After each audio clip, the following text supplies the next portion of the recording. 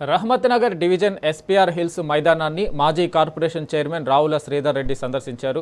BRS హయాంలో గుంతలాగా ఉన్న ఈ ప్రాంతాన్ని మట్టితో నింపి మైదానంగా చేశామన్నారు. స్థానిక యువకులు ఉదయం నడక కోసం, క్రీడల కోసం వాడుకుంటున్నారని తెలిపారు. ఆ గ్రౌండ్లో వర్కింగ్ ఉమెన్స్ హాస్టల్ నిర్మించేందుకు రేవంత్ సర్కారు ప్రయత్నిస్తుందని రావుల శ్రీధర్ రెడ్డి ఖండించారు. మరోచోట హాస్టల్ నిర్మించాలని రావుల శ్రీధర్ రెడ్డి కోరారు. రహమత్ నగర్ డివిజన్లోని ఎస్పీఆర్ హిల్స్ గ్రౌండ్కి వచ్చాం. గత ప్రభుత్వంలో ఇది పెద్ద లొంతగా ఉన్నటువంటి ప్రాంతాన్ని పూర్తి స్థాయిలో ఇక్కడ దీన్ని ఫిల్ చేయించి ఒక మంచి మైదానంగా మార్చారు. అటువైపు ఒక మంచి రిటైనింగ్ వాల్ నిర్మించి ఈ మట్టి అంతా కిందికి పోకుండా అక్కడ ఉన్నటువంటి దారికి ఇక్కడ ఇబ్బంది లేకుండా చేశారు. దీనికి కింద వైపు బ్రహ్మాండమైనటువంటి ఫంక్షన్ హాల్ ఆ రోజు ఉన్నటువంటి బీఆర్ఎస్ ప్రభుత్వం నిర్మించింది.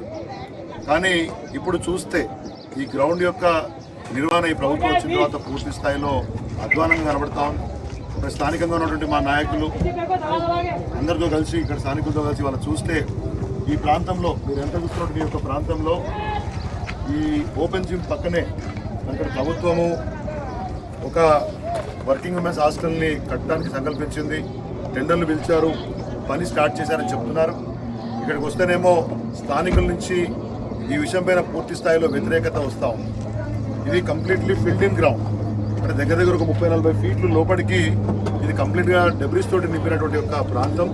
దీంట్లో మరి పర్మనెంట్ స్ట్రక్చర్ ఏ విధంగా చేద్దామని చెప్పేసి ప్రభుత్వం అనుకుంటుందో, అధికారులు అనుకుంటుందో నాకు తెలియదు. కానీ ఇక్కడ మొత్తం జూబ్లీహిల్స్ కాన్స్టిట్యున్సీలోనే ఎక్కువగా ఇటువంటి మైదానాలు లేవు, మొత్తంగా లేవు. ఉన్న ప్రాంతంలో ఈ రకమైనటువంటి పర్మనెంట్ స్ట్రక్చర్స్ తీసుకురావడం అనేది అవసరం లేదనే విషయము ఇక్కడ స్థానికుల్లో అభిప్రాయం వ్యక్తం అవుతా ఉంది. ఈ ప్రాంతం అంతా కూడా ఇక్కడ చూస్తూ ఉన్నారు మీరు. వాళ్ళ బ్రహ్మాండంగా యువకులు, పిల్లలు ఎంతోమంది వచ్చి ఇక్కడ క్రికెట్ ఆడుతూ ఉన్నారు, వాకింగ్ చేస్తూ ఉన్నారు, యోగా క్లాసెస్ నడుస్తూ ఉన్నాయి, కరాటే క్లాసెస్ నడుస్తూ ఉన్నాయి. వీటిని కాదని ఈ ప్రాంతాన్ని మరి ఇబ్బంది పెట్టే ప్రయత్నం చేయొద్దని చెప్పి ప్రభుత్వాన్ని కోరుతా ఉన్నాను.